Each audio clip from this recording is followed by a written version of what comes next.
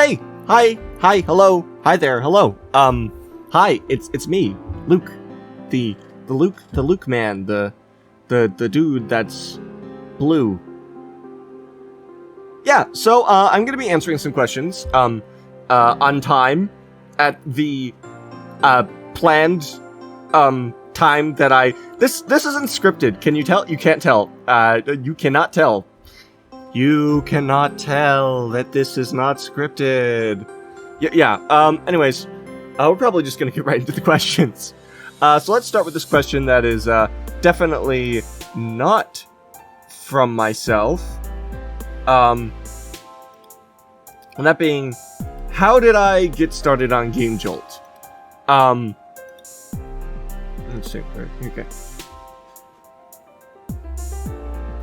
There's a couple of answers to this. The first answer is the technical answer and explains the date of my spawn day. Back at the at this date, I created a Game Jolt account because I was looking for FNAF fan games to play. And that would be May 13th, 2018. At 5:28:40 p.m. Yeah, that's the date I made it. Anyways, so I was looking for FNAF fan games to play. Later on, quite some time later, back in 2020, summer of 2020, I was making an Undertale fan game, which is still the most popular thing I've ever made, unfortunately. And it, not that I have anything against Undertale fan games or anything. Well, most aren't even finished. Maybe that's why it's the most popular thing I've made. I mean, I actually finished mine. But,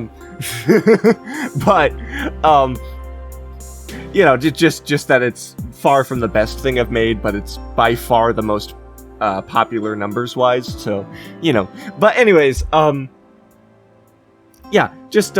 was looking for a place to post it, and I remembered that there were FNAF fan games at Game Jolt, and so that's how I arrived here. So that's kind of how I got started on Game Jolt. And I feel like that used to be pretty well known, but I don't think anyone's really talked about it in a good long while, so that might actually not be very well known at all.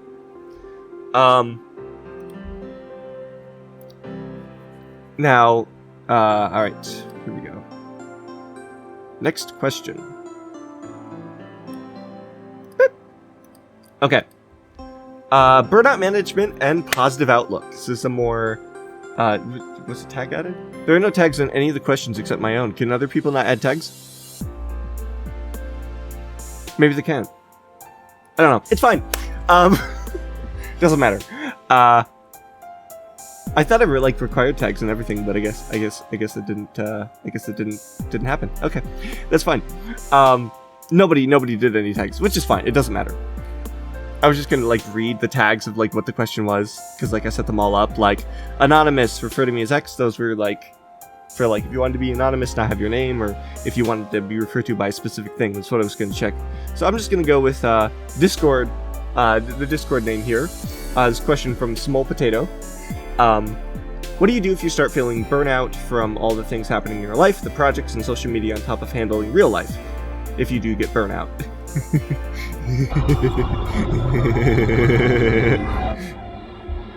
Also, how do you keep your positivity despite everything the world does and everything you've been through? That is a great question. And I was very, very quick to answer it. So, burnout. Honestly, I find that when I'm just emotionally, physically, mentally, just completely exhausted, just give into it for a little bit, honestly. This sounds a little counterintuitive, but you're tired because you need to rest, right? Your body gets tired because you need to sleep.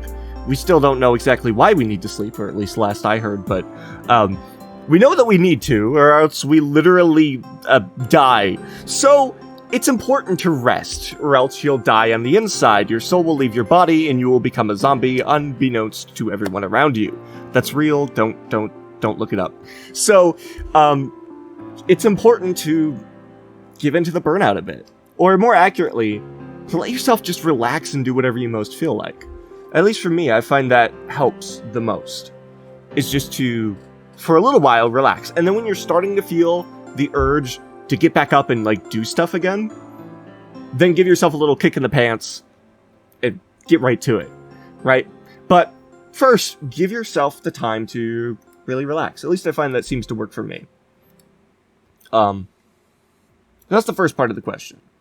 The second part of the question is more about keeping a more positive outlook. And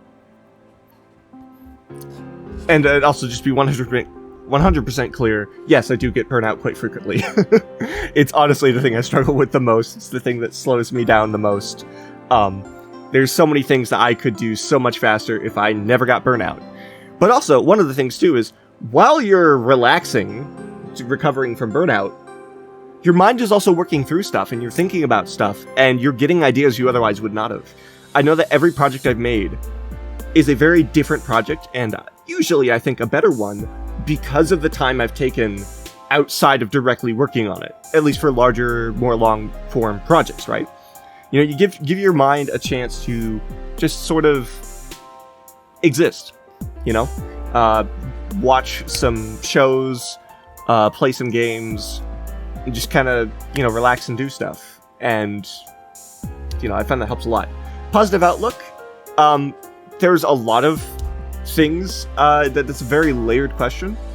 But I'd say the biggest thing, especially in particular asking about everything the world does and everything you've been through, I'd say one of the biggest things is just to focus on the positive and be mindful of what kind of environment you create for yourself. I personally find that when my mind, like, there's multiple layers to it. Like, sometimes you have to confront your demons, right? You have to face them head on. You need to process your emotions sometimes.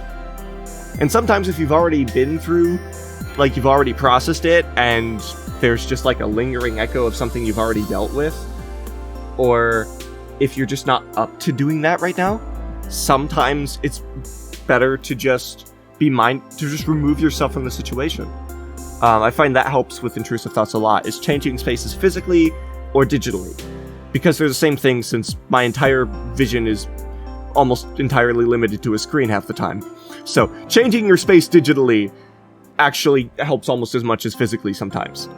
But at least for me, because I'm chronically online. But I have a feeling a lot of you are too. So I don't know if that's particularly good, but sometimes looking outside definitely helps too. So like I have a window, and it's closed right now because it's summer, and summer is hot, and I hate summer, and I don't want the curtains up because then more hot sunlight will come in and make it even hotter in here than it already is, which I already hate. But a lot of the rest of the time I've started keeping the curtains up so I can just look outside and just go on the bed and just look outside and stare at the grass and go, wow, grass is pretty. I like grass. It's cool. I don't touch it though. I'm not that normal. I'm not normal enough to touch it. I just look at it. I'll appreciate it from a distance. But a lot of stuff. But yeah, just I know one thing is that, and this is really helpful to know, is that our brains are literally designed to pay more attention to potential threats than other stuff.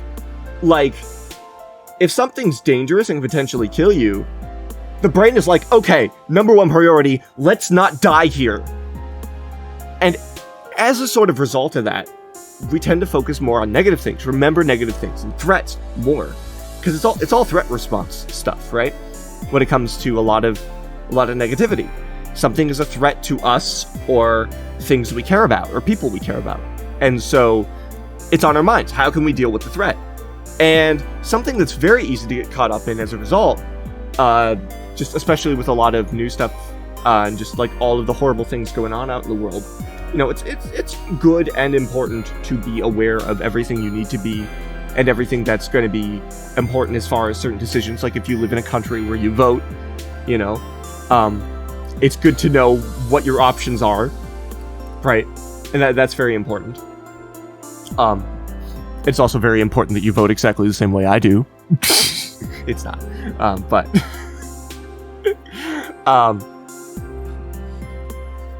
No, I'm not going to get into politics, but it's important to be aware of stuff and be informed. It's important to be informed on things, of course, but there's a lot of stuff where it's like you can't really do much about it. So don't focus all your mental energy on it. Focus your mental energy on the things you can do something about. And just generally when it comes to negativity, whether it's stuff going on in the world around you, in the world at large, just in your own life, like, be aware that your mind is naturally going to draw itself towards negative things. Your brain wants to think about negativity. It wants to think about threats. And it wants to think about the fact that there's an ant on my bed. Ah! It needs to die! Okay, it's dead. At least it wasn't on my pillow. It's ant season. I hate ants. Sometimes I feel a little guilty for killing insects, but like, sometimes I'm just like, I just need to get rid of it. The longer I watch it, the more guilty I'll feel if it dies.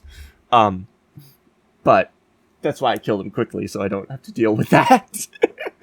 But yeah, just, it's good to actively focus on more positive things and just be mindful of the environment you create yourself. At least that's what I've found.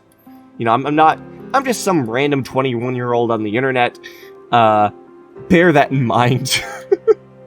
Like, I have no education on this stuff. A lot of this stuff is just learned through personal experience. Be mindful of that. And you just gotta do what you personally find works better for you.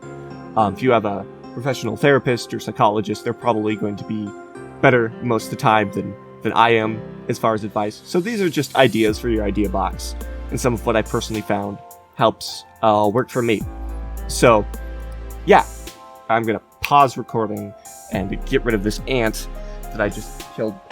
I'll be right back. Alright, we are back.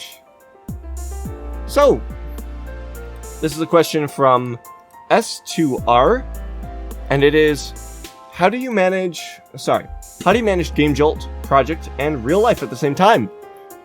Is it easy?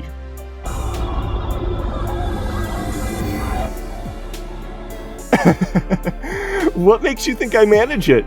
Okay, so, I don't even know. I really already kind of answered it. I just do my best. But basically, I just try to, I'd say a lot of the arts I do maybe take a few hours to make. So like more or less once or twice a week, I spend a few hours making an art. And the rest of that time is spent between playing games, watching shows, watching YouTube. Those are two different things, trust me, they're two different things. There's a big difference between watching like a series, where you're like immersed in a world and a story, and casually watching individual videos on YouTube. And there's a number of different kinds of individual videos on YouTube. Like there's a big difference between, you know, watching, you know, top 10 Minecraft mods from 2014, or, you know, like a Jacob Geller video, right? There's a big difference. Some are more just light kind of, I don't know, brain junk food, which is fine. There's nothing wrong with that. That has its place. And then there's stuff that's more like heavy, right? More in-depth. And then the rest of my time is spent talking to myself. I'm not kidding. That's not a joke. I spend a lot of time talking to myself. I do a lot of thinking out loud and playing out different scenarios and ideas and things that I think could happen and things that would be fun to happen and things I want to do and just all of that. And I rehearse it and I, you know, play through those ideas, and sometimes I just run through the stories, and I have a lot of stories that I just make up for my own amusement that I basically just talk to myself. So if you ever wondered why I sound like I'm insane, that's why. So there's that. Yeah, how do I manage it? I think probably just go back to the burnout question. Because really, how do I manage all of these things? I mean, first off, I am permitted to continue existing. But, you know, like, that's, yeah, I get by. I get by. But then just back to the burnout question, right? That's really kind of what it is. As far as managing real life, I'm going to be 100% real. I'm looking at getting my first part-time job this summer. I'm 21. I have two very wonderful, very, very generous parents. But I'm still actually pretty dependent. That's a big part of why I have so much more time and energy to do the things that I do, is that I still, like, am fortunate enough to be able to expend most of my energy on those things while not being, you know, good enough or popular enough to actually make a living at them. And, you know, that's going to be changing, and I want to work more and more towards not being so dependent, but just as far as, like, being a little bit raw, I suppose. As far as, like, actually managing real life, I mean, I don't have as much real life to manage. And I you know, so I'm just, I mean, you know, there's managing my sanity, but that's a bit of a different thing. So yeah, it's like, and it's 100% embarrassing, but, you know, yeah, that's where I'm at. I'm gonna have to look into really getting into driver's training this summer too, because I still have not done that. You know, like, I've driven a golf cart, but that's about it. I wasn't bad at it, but still, I have a lot of, like, normal adult stuff that I'm still pretty behind on, right? I think I could definitely manage living by myself if I set up the space properly, but yeah, you know, and there's a few reasons for that. I mean, 2020 is a big one, and I am on the spectrum. I am neurodivergent. It was called Asperger's when I was younger, but I'm not sure what they're calling it now. Maybe they still call it that, in my particular case. So, you know, I definitely have some unique challenges and anxieties as far as all that is concerned. But those are things that I still have to work towards. And I'm going to. I really want to, you know, for a number of reasons. As far as relating to helping to support the people who have supported me, as far as hoping to actually start getting some more solid income, because frankly, a minimum wage part-time job would be an upgrade from my Game Jolt revenue, and that's just the truth. I don't exactly make a lot. It's a lot for me compared to what I made before, which was only getting some money from family and friends on birthdays and Christmas. But you know, it is a monthly income of some kind. But yeah, so that's kind of a lot of that. Maybe getting a little overly personal, but no. I want, because one of the things I want to do is, I think, especially as far as, like, you know, like, if you do get burnout and the question of, is it easy? Like, I think it says a lot. Maybe it doesn't, but I do know that generally speaking, we tend to present our best selves to the internet, which I'm not saying we shouldn't. Of course I present my best self. Of course I present the things that I think you're most going to want to see, things that you're most going to enjoy, and all of that. But also at the same time, I think that can create sort of a bit of an illusion that other people are more well-adjusted than you are. Trust me, I'm not. I'm just throwing stuff at the wall here. Honestly, the more and more I learn about people, the more and more I'm convinced that no one is really necessarily any more adjusted than anyone else is. Like, from the highest to the lowest, as far as, like, the social ladder, we're all just barely surviving. It kind of feels like it sometimes. And just how relatable sometimes a lot of struggles as far as making things work can be. Because it's difficult. And you don't always know what you're doing. And, I mean, just to quote the Amazing Digital Circus again. You're the expert here. I'm really not. So, if you couldn't tell, I only recently fell in love with the show. I've already watched the episodes, both of them 3 times. Please help. So, yeah, there's that. So yeah, I want to peel back the curtain a little bit on the whole, only presenting the best self thing. I want to be a little raw. I want to be a little overly personal. Not like overly, but I want to be a little bit, just to kind of be like, yeah, no, I'm definitely behind in some things most adults are definitely not. Well, actually, I don't know that. Maybe I'm less alone in that than I think I am. But yeah, I'm definitely behind in some of those areas. That's okay, But I mean, like, not okay if I just like stay there for the rest of my life. But like, I don't need to like be hard on myself necessarily about it. That's one of the things too with burnout and positive outlook. Don't be hard on yourself. There's absolutely no reason to be. I mean, look, everyone's a little different. Some people, I mean, like, I call my brain stupid pretty frequently. I'm like, don't be stupid, brain. But that doesn't feel like being hard on myself to me, right? Whereas, like, my mom hears me say something like that. Like, I say something I did was dumb, and she's like, don't be hard on yourself. I'm like, I'm not being hard on myself. I'm being hard on the dumb thing I did. But, right, we're all a little different. But, yeah, don't actively make yourself feel bad. That's dumb. That is worthless. There is no reason to do that. That will only make it harder for you to improve. Focus on improvement. Focus on the positive things that you can do.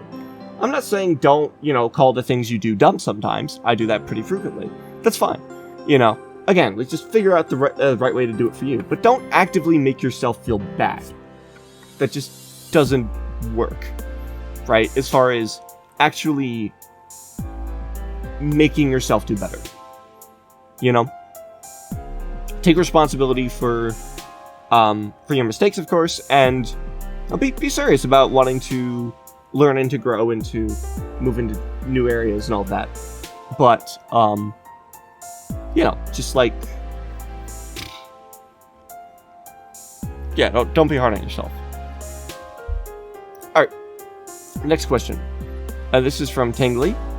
And Tangly asks, where was your quote-unquote click in game development? And they go on to say, I've talked to a few aspiring game developers over the years, and when I ask how they really got into it, there's usually a sort of click at some point. I wanted to know if you've had the same thing, and if so, where? That's the first question, and then there's a second question. This probably isn't allowed, but secondary question, what is your opinion on watermelon? I'm going to answer the secondary question first, because that's the easiest question to answer. My opinion on watermelon is that it exists. Crazy. I personally don't really eat it. And I think mostly just because I don't really like how I imagine it would feel to eat. I do like apple, and I like oranges / clementines. I don't know, they're pretty much the same thing to me. There aren't really a lot of other fruits and vegetables that I like eating at all. I'm willing to eat things like kale and spinach and carrots, but I haven't in a long time, and I'm perfectly fine with that. So, but I really like apple and oranges. Both are sensorially not really a problem for me most of the time, unless the orange has seeds, then that's a problem. But yeah, watermelon just sensorially, again, because like I mentioned, I'm on the spectrum. I have some funny things, and I'm not going to mention what they are because otherwise some idiots on the internet will try to use it against me and deliberately increase my anxiety, and I'm not going to risk that. But, yeah, frankly, I would rather have my full name and address revealed than my sensitivities. I would rather be doxxed in that way than that way. I would prefer that. I don't want either. But yeah, I would rather have like my face posted on the internet or something and get doxxed with that than be doxxed with like what my weird sensory things are, the random dumb things that give me anxiety for no good reason. I would much rather that, because it just... I know how the internet is. I know some people. Most of you not. And even most of you who would, you probably wouldn't realize how much it would actually legitimately bother me, but yeah. I know better than that. But yeah, I just personally don't eat it. I'm fine with watermelon flavored things. And if you like watermelon, then good for you. I'm glad you like watermelon. I just personally don't eat it. But that's the second question. The first question is where was your click in game development, right? So by click, I'm kind of getting the feeling that basically my interpretation is, there's a singular moment where it's just, I got it, I want to make games, right? I don't have that at all. I don't have that at all. So I guess I'll just go through the story of kind of how I got to where I am. From the time I was basically about as young as I can remember, I've always loved stories, storytelling, and just fiction in general. I'd say some of my oldest memories are of my mother's mother telling me what were called Billy and Gloria stories. Basically, a couple of children find this time machine in the woods. Eventually, they did some other stuff first, but I didn't remember that part. I just remembered when they found the time machine and everything interesting happened after that. The first stories, they were just, they just didn't stick in my memory. Apparently, I didn't even know that they existed until I mentioned it to like my mom and my grandma and stuff. And my grandma was like, "Oh no, there was stuff before the time machine." I'm like, "Really? Oh, okay." So anyways, the time machine arc is the most memorable arc in that anime. But just as she told me these stories, I became increasingly more interested in, saying, "Hey, why don't we do this story or that story? How about they do this?" And I want to add my own characters and stuff. So I was always very interested in, just like role-playing and fiction and storytelling and just being involved. And that only increased as I got older. I've also been drawing for about as long as I can remember. Back when I was young enough to where Winnie the Pooh was, like, the thing I watched. So, you go way back. That goes way back. Drawing and all of that. Just being interested in stories. I've just always been very interested in that, and it only continued to progress throughout my life. I expressed that in a few ways as I grew up. For a while, I wanted to make Pixar movies, because that's what I watched. I watched Pixar movies.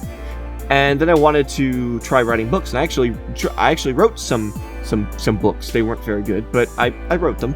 And I will say one of them has a scene where the main character rides a velociraptor, which it's stupid, it's crazy, the whole story is nuts, and completely downplays the idea of death being even remotely a possibility, because I was still young, and also my mom didn't want me doing anything violent or watching anything violent, so I specifically avoided any violence in the story, and the story suffered as a result. But hey, you know what? Riding a velociraptor, that was pretty sick. Anyways, so there's that. But, that gradually transitioned into wanting to make video games as I got more and more into video games. I want to say around 12 or 13 was when I really, really got into video games. And that, of course, just continued and eventually kind of became my main interest. So I knew that I wanted to tell stories of some kind from the time I was, born, really. I mean, not actually. Obviously, I didn't know what a fictional story was when I was born. But, it just kind of feels inevitable to me. Maybe it's because my grandma told me stories when I was very little. But at least for me, it's so far back that it feels like it was inevitable. Just because I exist, I love stories. Right? It's very central to who I am, along with, my strong empathy and compassion, and just being very morbidly curious. about the world around me. You know, there's some very central pillars of my identity, of my sense of self, you know, who I am. So, kind of continuing in that story, right, I'd say if we were to actually put like a click moment on it, making games in particular, going back to how I got on to Game Jolt. The first game I ever really finished and actually released for other people to play would be Memory and Undertale Fangame. And while I, you know, wouldn't necessarily state it as the moment I realized I wanted to make games, I would state it as the moment I realized that I actually could. Because I had tried, I had fooled around with it a lot before then, but I had never really succeeded, and that was my first success at actually making a game, right? So in many ways, I think you could call that sort of my click moment, from a certain point of view. And the Wi-Fi is out, so I'm gonna have to pull up Discord on my phone to read this last question. I could just, like, have a memory at all and recall what it says. Right. This final question is from Green, and he asks, what kind of games do you want to make in the future? Well, probably largely the kinds of games that I want to make now. But basically, when it comes to a story, I just really love to ask and explore interesting questions. I definitely, within a story, like some tragedy. I like a lot of struggle. I like a lot of darkness. The darkness. But also hope. I mean, and some light and some love and just some nice wholesome stuff. Right? Because, like, this world is cruel and yet it remains so beautiful is my favorite quote from Attack on Titan. Another variation of it is, you know, this world is cruel, but I still love you. And from Elden Ring, very similar ideas echoed by Melina. When she says, you know, no matter how, you know, mired and tormented and messed up this world may become, life endures. Earths continue. There is beauty in that. Is there not? And I just love that. You know, it's like, yeah, life is shit. Life is suffering. The universe is cruel and pitiless. But we don't have to be. And I just love that. And that's the kind of attitude I tend to take towards life, towards stories. And again, like, I'm morbidly curious. I like exploring weird and interesting ideas. Just ideas that are interesting to me, right? And I want to continue to create stories with interesting moral dilemmas and questions and just probing into the human psyche. You know, whether that be in ways no one has before or ways people have before, but I just personally haven't. I love doing that kind of stuff. So, that's that. As far as actually talking about the games, I'm hoping to really get back on track with Guidance later this year. That's been in development for a very, very long time. And by in development, I mean it's been on my mind as a game that I am going to finish eventually. Consistently. For the past exactly however long it's been in development for. So, yeah, I think we might be starting to go in 3 years. Which is just weird. But it's been very on and off development for a long time, and that's worth keeping in mind. I've done lots of other things in between. But, really just, where do I want to go? Right. This year, I want to... There's something coming up on Steam, and I'll just put it on screen now. Or not. I might choose not to. But I'm planning to make an updated demo and get that on Steam for that. I really want to do that, and that will be later this year, I think in the fall. And I really want to get into that with guidance. So I'm hoping to do at least that this year. And I want to then push forward towards trying to finish the game. Post guidance, I'll probably do more closure stuff. Which, if you haven't noticed, I released a little game recently. And that's coming out on Steam in early June. June, February, March, April, May, June. Yep. Just double checking real quick I got the month right. Very early next month. It's currently May 30th. So of course 2024. So that's chapter 1. So future chapters are going to be releasing after I finish guidance. At least that's the current plan. That I will return to closure after I finish and release guidance. So guidance is going to be my top priority afterwards. Post guidance, post closure, getting into and looking post college, I do have a game idea that's actually 3D that I really, really want to do. But it would require a small team. Right now, still, I want to prioritize remaining solo dev. Or, like, I plan to remain solo dev for most of the stuff I do. But, definitely in the future, I think probably long term, I am probably going to be working with small teams. Eventually. Exactly when that will happen, I can't say for sure. But, I'm thinking about maybe looking into trying to work with some other people in the GMTK game jam. I don't know if I'll bother, but I might. That might be an opportunity to meet some other people to work with. And of course, going to college, that will be one as well. I do plan to go to college. I'm going to go to college late, and I'm just going to go to college mostly for education and connections, not necessarily for specific degrees. Not that I couldn't see myself going for specific degrees. I'd say the biggest thing, though, is I really do not want to go into debt. I don't want to do that. I'm not doing that. That's just not worth it to me. So, I don't know how much of that's going to be possible. We'll see how that all works out in the future. But that probably won't be for at least another year that I really seriously start looking at a lot of that stuff. So, that's that. But yeah, definitely like post guidance, post all of that stuff.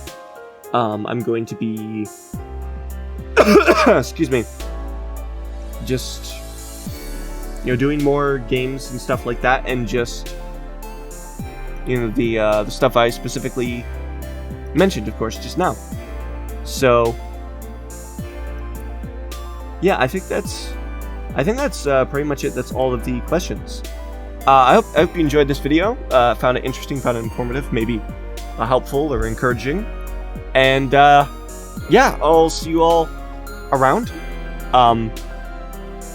Probably one of the best ways you can support me right now is wishlisting my new game on Steam, but of course the charge stickers help a lot too. And I'm just gonna say comments. Comments mean a lot. They probably mean the most to me, because it's not just a number, it's someone saying words about what I made them feel. And I really appreciate that. And I just wanted to let you know how much that actually means to me. So, if you watched all the way to the end, comment what you thought. And I hope you're doing well, and y'all take care of yourself. And remember, as always, to follow your heart. That's all from me for now, and I will be seeing you around. Bye-bye! Just do a little Mario. Bye-bye! Bye-bye! Bye-bye! It's me, Mario! I can do this impression! Wahoo!